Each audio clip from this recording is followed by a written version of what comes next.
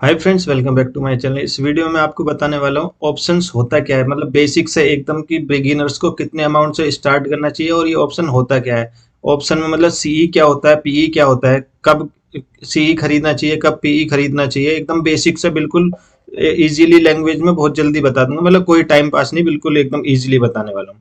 देखिए, कुछ क्वेश्चंस मैंने लिखे हैं कि ऑप्शंस होता क्या है। देखिए, ऑप्शन का मतलब होता है आप एक कॉन्ट्रैक्ट कर रहे हैं सेलर के साथ, यानी आप एक बायर हैं तो यानी कि वहां पे एक सेलर है, तभी आप एक ऑप्शन बाई कर पाएंगे, क्योंकि वहां पे कोई एक सेलर है। एक सेलर होता है, एक बायर होता है, दोनों के बीच एक कॉन्ट्रैक्ट होता है। आप एक कॉन्ट्रैक्ट कर रहे हैं कि एक पर्टिकुलर पॉइंट से मार्केट ऊपर जाएगा या नीचे जाएगा। तो उसके लिए आप अगर मार्केट में ऊपर जाएगा तो उसके लिए कॉल खरीदी जाती है। सीई का मतलब होता है कॉल, ई फॉर यूरोपियन, क्योंकि हम यूरोपियन मार्केट को फॉलो करते हैं। मतलब ऑप्शन में जो ये ई का मतलब यूरोपियन, पी का सी का मतलब होता है कॉल, पी का मतलब होता है पुट। जब आपको लगता है कि मार्केट ऊपर की तरफ जाएगा तो आप कॉल खरीदेंगे, और जब आपको लगता है मार्केट नीचे की तरफ जाएगा तो पुट खरीदेंगे। अभी मैं बताऊंगा मतलब स्ट्राइक प्राइस क्या होता है, कैसे खरीदा बेचा जाता है, वो सब बताने वाला हूँ। तो अब फिर सवाल आता है कि ऑप्शन में किस में करना चाहिए, इंडेक्स में करना चाहिए कि स्टॉक में। अब देखिए, सबसे जो बिगिनर्स को सबसे पहले किस में करना चाहिए, इंडेक्स में करना चाहिए। इंडेक्स का मतलब होता है जैसे निफ्टी 50 है, इसमें ऑप्शन ट्रेडिंग कर सकते हैं आप, निफ्टी बैंक में कर सकते हैं। उसी तरह से एक निफ्टी फिन निफ्टी में कर सकते हैं, जो फाइनेंस के जो कुछ साल पहले इंट्रोड्यूस हुए थे, इसमें कर सकते हैं। एक सेंसेक्स में भी कर सकते हैं, अब जो बीएसई में ट्रेड होता है। एक मिड कैप निफ्टी में कर सकते हैं और एक बैंक एक्स में कर सकते हैं। तो तीन चार इंडेक्स हैं। तो आप सब में ना करके आप सबसे स्टार्ट करिए निफ्टी से, क्योंकि निफ्टी क्या होता है, निफ्टी 50 में थोड़ा स्मूथ है, मतलब एकदम से स्पाइक नहीं आती है इतनी जितना बैंक निफ्टी बहुत ज्यादा वोलेटाइल है, तो इसमें स्टार्टिंग में बड़ी दिक्कत होती है। बिगिनर्स को मैं सजेस्ट करूंगा कि आपको निफ्टी में करना चाहिए। अब ये निफ्टी में ऑप्शन ट्रेडिंग का मतलब क्या है। देखिए, मान लीजिए निफ्टी चल रहा है 20,856 पे, आपने एनालिसिस किया कि निफ्टी यहां से ऊपर जाएगा, तो आप क्या करेंगे, 20,855, क्योंकि निफ्टी में क्या है, 50-50 के मल्टीपल में इसके स्ट्राइक प्राइस होते हैं। अभी दिखाता हूँ स्ट्राइक प्राइस कैसा होता है। मान लीजिए आपके पास किसी भी, आप चाहे जीरोधा में कर रहे हैं या फायर्स में कर रहे हैं, किसी भी उसमें कर रहे हैं, किसी जिसमें भी आपका अकाउंट है, तो इसके आप क्या करेंगे, मान लीजिए 20,855 पे, तो इसमें 50 यानी कि जो इसका 50 का मल्टीपल है 20,855 के पास में, यानी कि 20,850 होगा। तो आप यहाँ पे सर्च करेंगे और 20,850, तो जैसे ही आप ये सर्च करेंगे तो ये देखिए, आप जिस भी ब्रोकर के साथ आपका अकाउंट है, तो ये देखिए उसमें स्ट्राइक प्राइस लिखे आ जाएंगे, और इसमें एक एक्सपायरी होती है, जो कि निफ्टी की एक्सपायरी हर थर्सडे होती है, बैंक निफ्टी की वेडनेसडे होती है। वो मैं बता दूंगा सबकी किस दिन होती है। तो आप ये देखिए, इसको आप अपनी वॉच लिस्ट में लगा लेंगे सीई को, क्योंकि हम कॉल खरीद रहे हैं ऊपर की तरफ, यानी हमें तेजी करनी है। तो ये इसमें देखिए, इसका एक स्ट्राइक प्राइस दिया हुआ है 93 रुपीज। तो हम 93 रुपीज को अगर हम बाई करेंगे, तो निफ्टी में 50 का लॉट है, यानी कि 50 से कम आप नहीं खरीद सकते, यानी कि 50 के मल्टीपल में ही खरीदेंगे आप।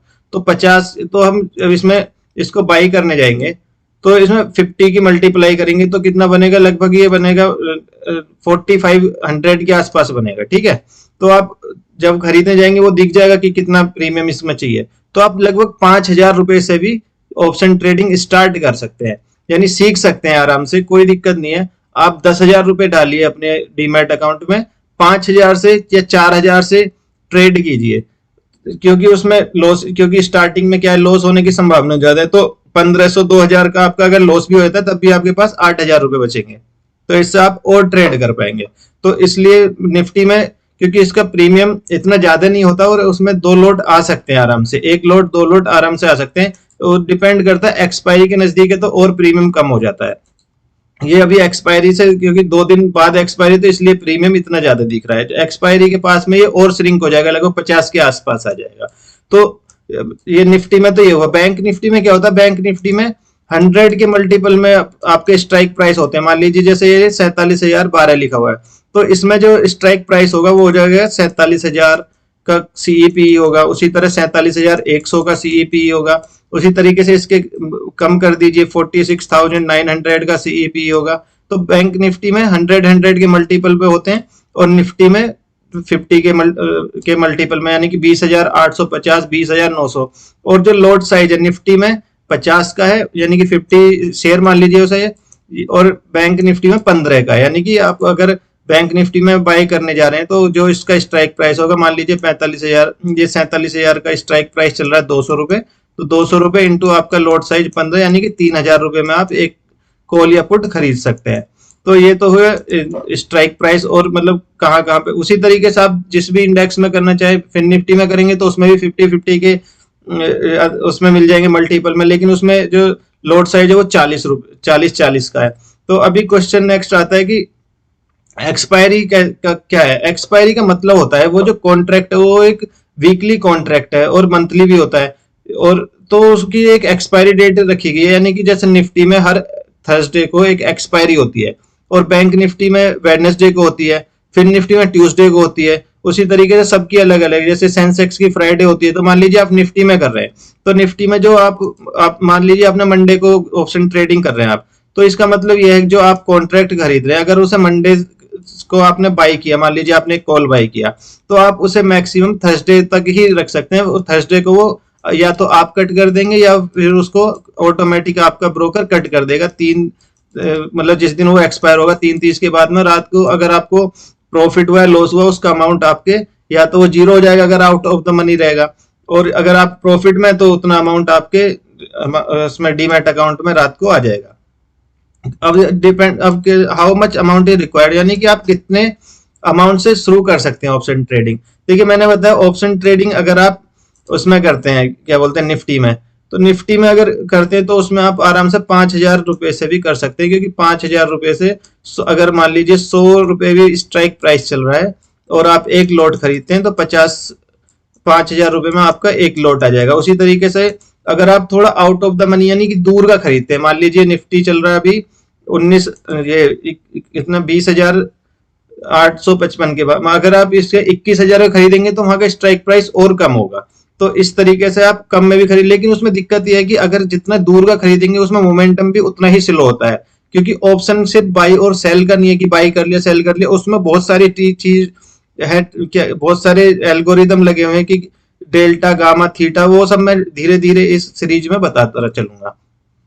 अच्छा, ऑप्शन ट्रेडिंग उसमें भी इंडेक्स में भी होती है, स्टॉक में भी होती है। तो लेकिन स्टॉक की जो ऑप्शन ट्रेडिंग है वो स्टार्टिंग में बिगिनर्स ना करें, क्योंकि वो बहुत ही रिस्की होता है। क्योंकि स्टॉक का जो मोमेंटम है, क्योंकि ऑप्शन बायर को चाहिए मोमेंटम। अभी स्टॉक में हो सकता है कि कई कई दिन कोई मोमेंटम नहीं आती है, तो इसलिए उसका थीटा डिके यानी कि टाइम डिके भी होता है ना ऑप्शन में, तो उसके कारण आपका लॉस होता जाता है। इसलिए सब यही सजेस्ट करते हैं कि आप पहले इंडेक्स में करें, और इंडेक्स में भी निफ्टी में करें, क्योंकि बैंक निफ्टी क्या है, ये बैंकिंग स्टॉक से बना हुआ, इसमें टोटल 12 बैंकिंग स्टॉक्स है, तो वो बहुत ज्यादा वोलेटाइल है। जबकि निफ्टी 50 स्टॉक से बना हुआ है और वो भी जाइंट यानी बड़ी बड़ी कंपनी है। तो इसमें ना इसका चार्ट भी आप देखेंगे थोड़ा स्मूथ होता है, मतलब कि चाल मान लीजिए बैंक निफ्टी की 100 से 150 पॉइंट होती है, लेकिन वो मतलब इजीली होता है, ऐसा नहीं कि आपका बहुत सारा लॉस एक ही साथ करा देगा। तो स्टार्टिंग आप निफ्टी से कीजिए, फिर बाद में आप देखिए बैंक निफ्टी आपको सूट करता है, सेंसेक्स करता है, स्टॉक करता है, ठीक है। और बाकी इस सीरीज में धीरे धीरे जो भी जैसे जैसे टॉपिक समझ में आता है मुझे, मैं आपको बताता चलूंगा। ये सीरीज आप देखते रहिए। वीडियो अच्छा लगा तो लाइक शेयर सब्सक्राइब करना फ्रेंड्स। अभी के लिए इतना ही, जय हिंद।